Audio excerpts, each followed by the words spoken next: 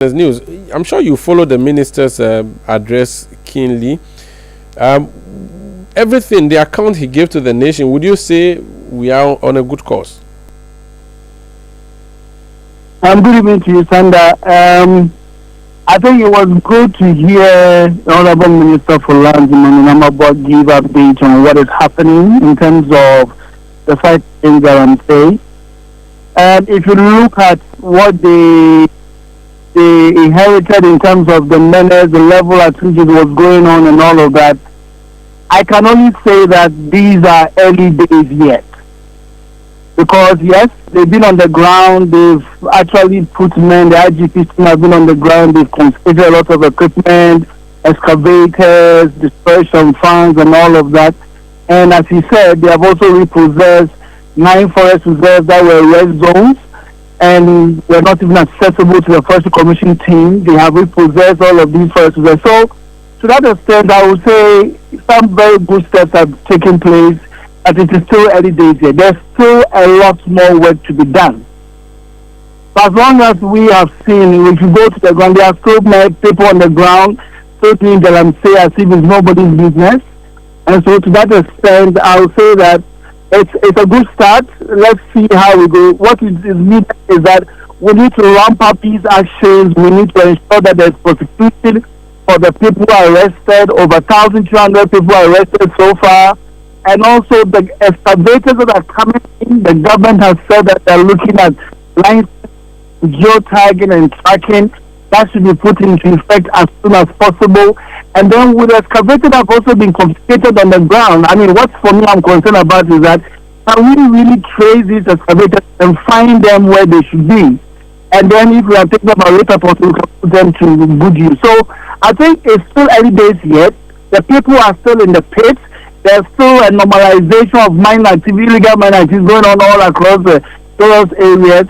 And that is why we think that a more coordinated, targeted emergency action in some of these hotspot areas are still very relevant and still needed. The last administration, the Akufo-Addo administration, at a point seized lots of excavators which they parked at Adenta, and we do know what happened to those excavators. The parts of the excavators were stolen, some of them were taken away. It really ended nowhere.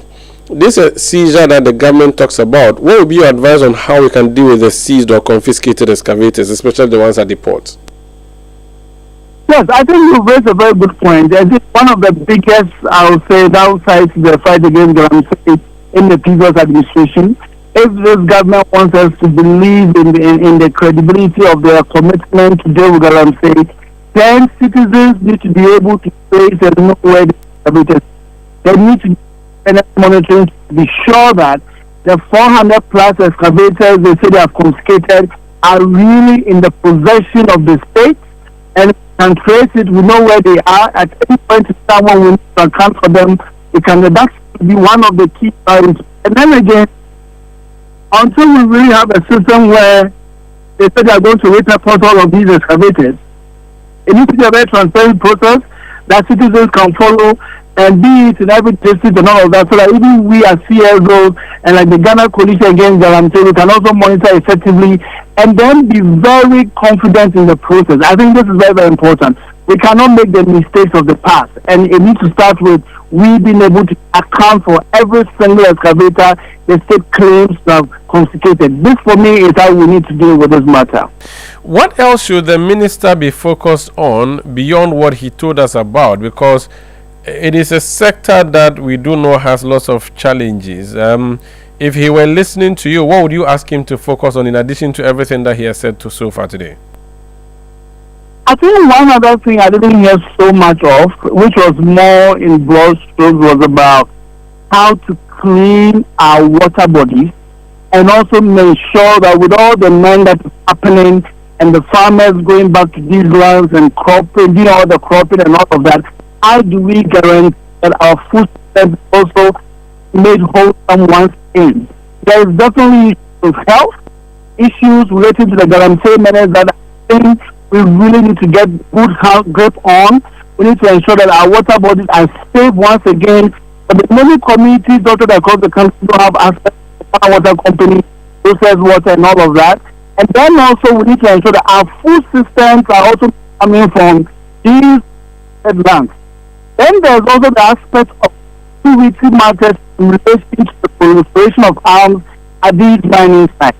It was a bit silent. I don't know whether they are going to capture that in the briefing that will be done by the, but hopefully we need to also pay attention to those as well, because these are all fundamental to the social and human of community who are really. I think that if we have to focus on anything else, then we need to pay attention to the health-related aspect of the pollution as that has been occasioned by the presence of calamity in our water bodies and the land that. Finally, yesterday, the Greater Accra Regional Minister led a team to demolish houses that were built at the Ramsey site at Sakumono. The government says it is protecting the environment. Good news? And is it sustainable? I have been following this development with relating to the Ramsey site, Sakumono Ramsey site, and I must say that it started well in the previous administration, and it amounted to nothing. People still went ahead and built and all of that.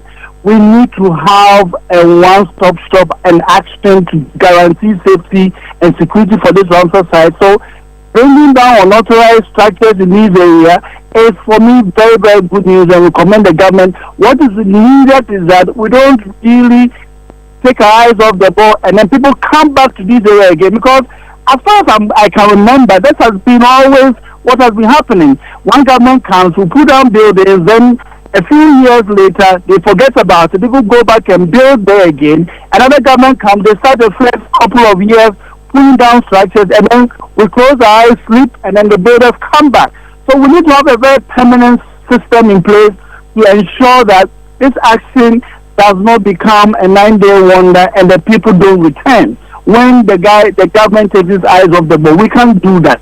So it's good news now, but let's look at the long-term measure that these people don't return, and these people who sell lands also don't continue this impunity as we have been seeing all over the place.